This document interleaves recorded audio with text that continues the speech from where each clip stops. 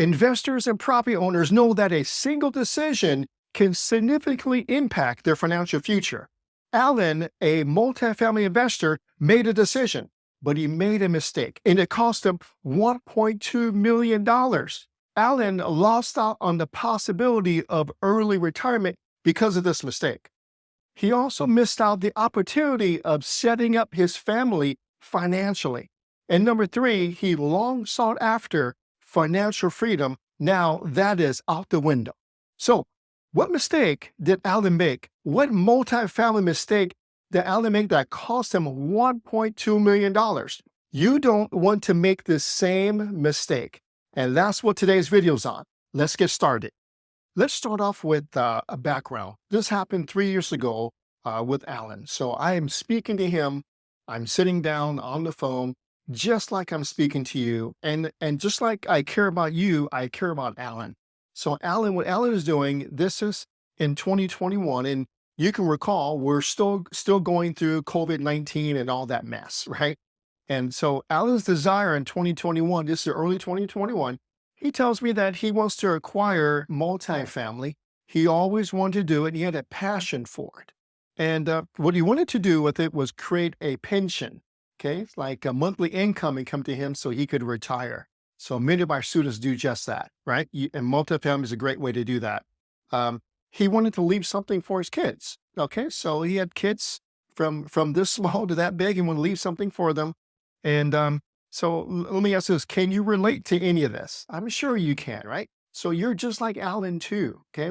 All of you, I'm sure you have these desires. Okay, this was 2021, this is 3 years ago, okay? Now, in the mid-2021, okay, Alan found a medium-sized multifamily deal, and it was priced at market, meaning he wasn't going to buy it significantly under market, okay? It was priced just about right, okay? So not a super special deal, okay? Just a medium-sized good deal. Good area, decent condition. It wasn't turned down. It needed a little bit of work, okay? I recall looking at the property with them. There was upside in the rents, not a whole lot, but there's some upside in the rents.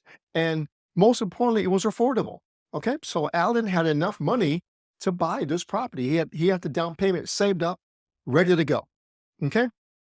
Next one I'm going to share with you here is the mistake that Alan made, okay? So here he is with his desire. He's all set up. His next action, his next decision is what cost him $1.2 million. Let's do that next. Here is the birth of Alan's mistake, okay? And it begins, like most of us, in the mind. So Alan's mindset, okay? From 2021 to 2022, if you recall, it was pretty crazy. A lot of turmoil during that time, right? A lot of unknowns, okay? And so during that time, Alan recited to me, because he's a very particular guy, that Peter, interest rates have gone up year over year from 3.15% to 5.53%. That's true, right? And multifamily cap rates in his market went up. That means that property values are slowly leveling off and not going up as fast, and maybe some have gone down. And then the average home prices, this is across the nation, have increased 15%. And I'm sure all of you have seen that and experienced that during this COVID period, right? And he was pretty sure that a recession is going to hit our country like no other. And he's 100% sure, okay? And he says, Peter, the perfect storm is brewing. That's his mindset. Now, Alan's conclusions, because of this data that he gathered, okay, he was a very technical guy, that we're at the peak of the real estate cycle.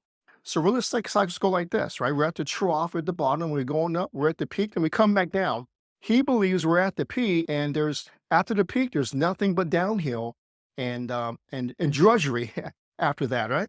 He says because of this information, the multifamily bubble will burst, okay? And because of that, the prices on multifamily will drop, and the recession will cause rents to drop as well, okay? So, his conclusions, if their prices drop, rents drop, what am I investing here? So Alan had to make a decision, okay? And Alan made the decision. And if you recall 2 minutes ago, I mentioned to you that investors and property owners can make a single decision that can significantly impact their financial future.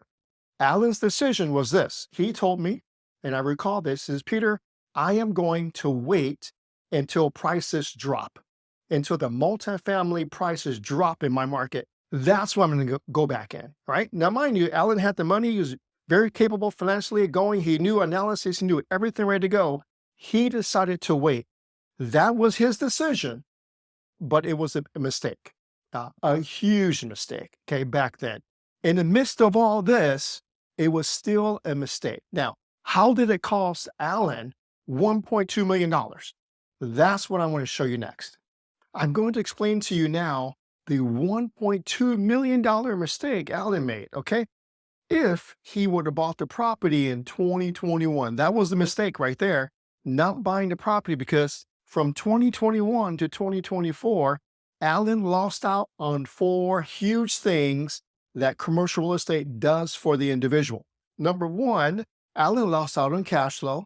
Number 2, he lost out on the opportunity to force appreciation by increasing the rents. He lost out on the opportunity of paying down the loan balance by his tenants paying the rents, and then every month that he makes the mortgage payments, the mortgage balance goes down and your equity go up. It's called principal pay down, okay?